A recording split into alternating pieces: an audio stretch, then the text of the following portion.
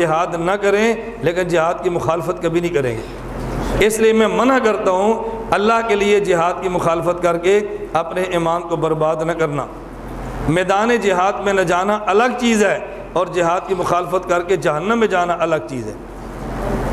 میں آپ کو ترغیب نہیں دے رہا آپ جہاد کے اندر چلے جاؤ، میں آپ کو یہ نہیں کہہ رہا افغانستان چلے جاؤ، میں آپ کو لڑنے کی ترغیب نہیں دے رہا، لیکن یہ میں بات کہہ رہا ہوں کہ مخالفت کر کے ان کے زخموں پہ نمک نہ چھڑکنا اور اللہ کے لیے اپنی جہنم نہ خریدنا، تعویلیں اور تعریف جہاد کے مسئلے پہ نہ کرنا، اپنی آخرت خدا کے لیے برباد نہ کرنا۔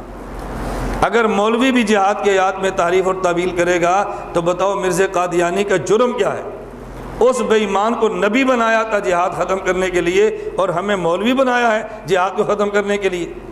اگر ہم بھی مخالفت کریں گے تو ہم اور قادیانی مدعی نبوت میں فرق کیا ہے؟ اس لیے میں بارہا گزارش کرتا ہوں تعویلیں اور تعریفیں کر کے خدا کے لیے اپنے مذہب کو برباد نہ کرنا اور اپنی جنت تباہ نہ کرنا۔ مجھے 13-14 سال ہو گئے ہیں، میں ایک دن بھی جہاد کے اندر نہیں گیا، میں جہاد کے اندر نہیں جاتا، اپنے علمی کام میں لگا ہوا ہوں، لیکن اس کا معنی یہ کہ میں ان کو برا بھلا کہنا شروع کر دوں۔ میں بسا اوقات سفر میں ہوتا ہوں اور اس میں اللہ گواہ کوئی شک نہیں ہے میدان جہاد میں مجھے اتنی مشقت برداشت نہیں کرنا پڑی جتنی مشقت مجھے اس مسئلے کے کام میں کرنا پڑ رہی ہے۔ اتنی تکلیفیں مجھے وہاں نہیں اٹھانی پڑی جتنی تکلیفیں میں نے اس کام میں اٹھائی ہیں۔ اتنی مخالفت کا سامنا مجھے وہاں نہیں تھا جتنی مخالفت کا سامنا یہاں پر ہے۔ اور مفتی شفیع رحمۃ اللہ علیہ نے بڑی عجیب بات فرمائی ہے، فرمایا یجاہدون فی سبیل اللہ ولا یخافون لومۃ لائم یا ایھا الذین آمنوا من یرتد منکم عن دینہ فسوف یأتی اللہ بقوم یحبهم ویحبون اذلۃ علی المؤمنین اعزۃ یجاہدون فی سبیل اللہ ولا یخافون لومۃ لائم۔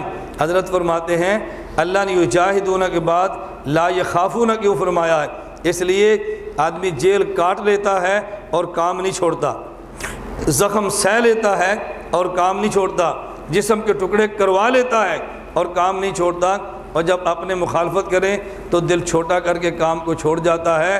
یجاہدون آسان ہے اور لا یخافون مشکل ہے۔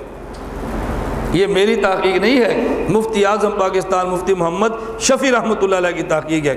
آپ اپنی آنکھوں سے دیکھ رہے ہیں نا کہ لوگ جیلیں کاٹ رہے ہیں، جہاد نہیں چھوڑ رہے، ایسے ہے کہ نہیں؟ زخم سہ رہے ہیں اور طریقے برداشت کر رہے ہیں اور بیٹھتے کیوں ہیں؟ کوئی یار دل کھٹا ہو گیا، اپنے مخالفت کرتے ہیں، اپنے غیر ہوتا تو پھر بھی تھا، اپنے مخالفت کرتے ہیں لوگ بیٹھ جاتے ہیں۔ مفتی صاحب فرماتے ہیں یجاہدون آسان ہے، لا یخافون یہ مشکل ہے۔ اور میں اپنے ساتھ کہتا ہوں ہم نے 10 سال یجاہدون پہ گزارے ہیں، اب 8واں سال لا یخافون پہ چل رہا ہے۔ بات سمجھ آ رہی ہے؟ پہلے یجاہدون پہ تھے، اب لا یخافون پر ہے۔ لا یخافون کا مطلب سمجھ لیں، اس کا معنی یہ ہے اپنے آپ کو ستائیں اور آپ جواب نہ دیں، یہ ہے لا یخافون۔ اگر اپنے ستائیں اور آپ بھی بھڑاس نکال لیں تو پھر آپ برابر سرابر ہیں، اب لا یخافون میں آپ شامل نہیں ہیں۔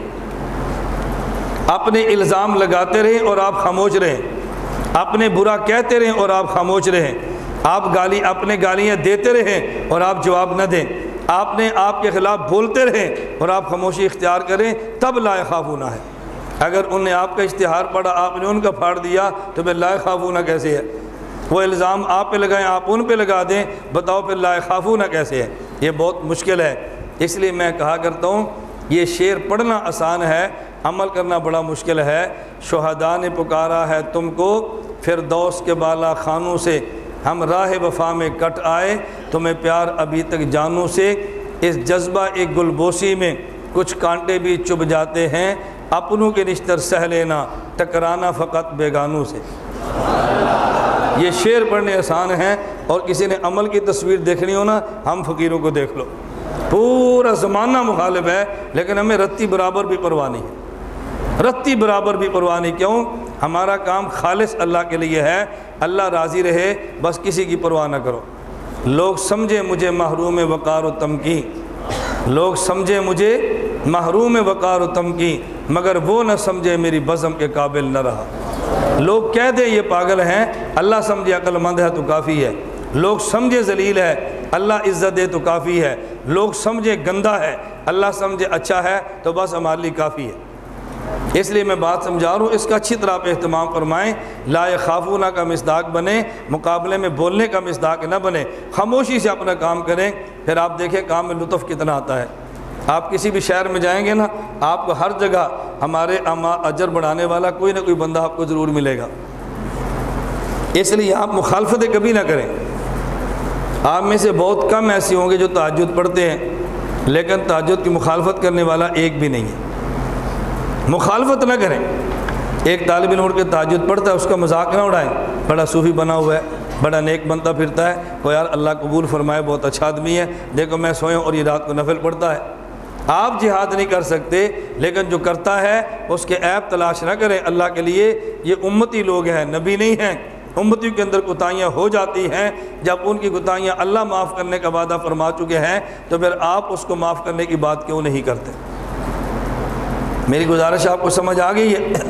خیر، بات کافی لمبی ہو گئی، اللہ مجھے اور آپ کو بات سمجھنے کی توفیق عطا فرمائے۔